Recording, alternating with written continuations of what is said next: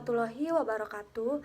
Perkenalkan, saya Erlinda dengan NIM 1905947. Video ini saya buat untuk memenuhi tugas UAS saya, mata kuliah Pendidikan Inklusif dengan dosen pengampu Wina Mustikahati MPD dan Dr. Idat Mukodas MPD.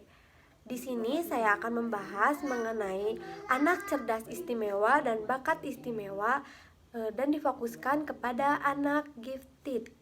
Kita tinjau dari pengertiannya sendiri. Menurut Yuni Widyastuti, SPSIT, seorang teacher trainer dan founder rumah main, mengemukakan bahwa anak cerdas istimewa ini berhubungan dengan akademik, sehingga dapat kita sebut dengan gifted. Contohnya seperti ini, seperti ini. Kemudian untuk anak bakat istimewa ini lebih spesifik kepada bidang praktikal atau kita dapat sebut dengan talented.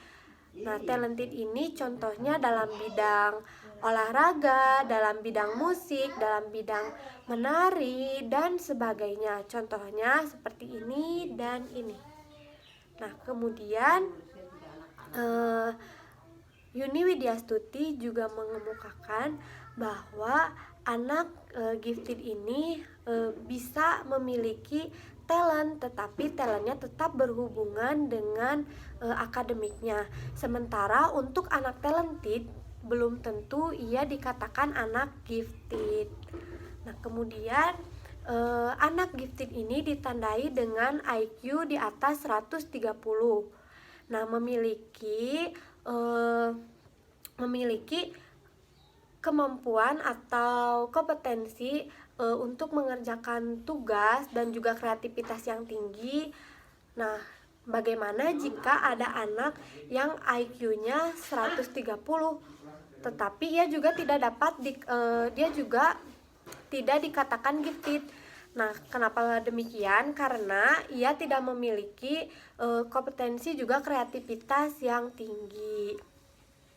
Nah, adapun di sini faktor yang menyebabkan anak menjadi cerdas istimewa dan bakat istimewa.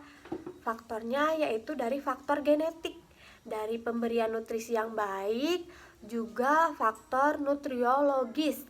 Nah, selain 3 faktor itu juga ada lagi, yaitu stimulus dari orang tua, dukungan, dan kesempatan. Nah, menurut saya jika ada anak yang bertanya atau banyak tanya yang membuat orang dewasa menjadi repot misalnya, nah di sini anak itu sebenarnya pintar juga, ia memiliki nutrisi yang baik. Juga anak ini diberikan stimulus yang bagus oleh ibu dan ayahnya sejak dalam kandungan. Nah, jadi di sini orang tua harus lebih memahami kepada anaknya. Jangan sampai anak ini dimarahi atau dikatakan tidak sopan karena sudah banyak tanya, padahal otak anak itu sedang bekerja. Menurut Gifted and Talent Children's Education ACT of 1978, anak gifted didefinisikan sebagai anak yang teridentifikasi ketika prasekolah, sekolah dasar, sekolah menengah pertama, dan sekolah menengah akhir, yaitu sebagai seseorang yang memiliki kemampuan potensial dan memiliki kapabilitas formasi pada area spesifik seperti intelektual, akademis, seni, dan kepemimpinan. Nah, para psikolog mengungkap ada 4 kebutuhan khusus yang sering dialami oleh anak gifted, seperti yang pertama yaitu sulit berinteraksi atau bergaul dengan teman sebaya. Kesulitan inilah yang mempengaruhi perkembangan anak. Nah, dari kesulitan ini biasanya menimbulkan masalah psikologis yang sulit diatasi sendiri bila tidak ada dukungan dari lingkungan sosialnya, terutama keluarga dan sekolah. Yang kedua yaitu perhatian. Menurut situs resmi Special Needs, anak gifted sulit untuk memperhatikan di kelas, bahkan bisa salah diagnosis dengan ADD atau ADHD. Nah, ketika anak gifted tidak diberi dalam pembelajaran tidak diberi sesuatu yang menarik dan menantang, mereka akan secara alami bosan, sehingga mereka akan memikirkan hal-hal lain atau mencari kesibukan-kesibukan lain untuk memenuhi pikiran mereka, atau bisa saja mereka hanya melamun untuk menghabiskan waktunya.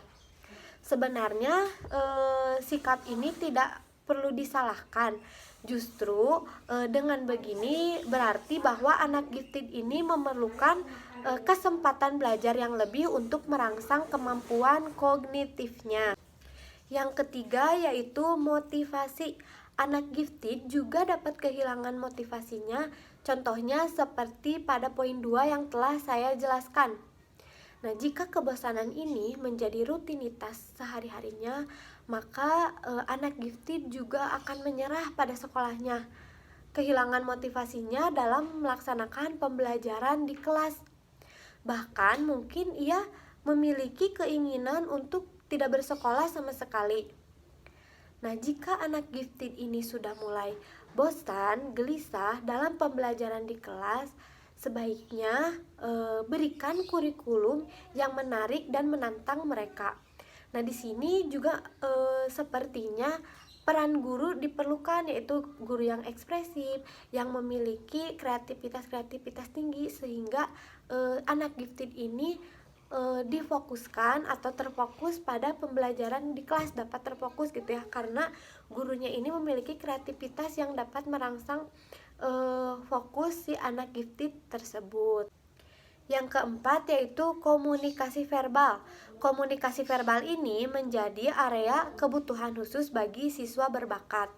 Para ahli berteori bahwa kata yang diucapkan akan menyulitkan anak-anak. Mengapa bisa menyulitkan anak-anak berbakat ini? Karena anak-anak berbakat ini jadi memiliki tugas tambahan untuk menerjemahkan ide-ide yang ada di pikiran mereka untuk diungkapkan ke dalam bahasa yang dapat dimengerti oleh orang lain. Nah, kita pernah bilang, mereka terlalu kritis. Nah, mungkin anak berbakat ini lebih kritis dari itu dan bahasanya sulit untuk dimengerti.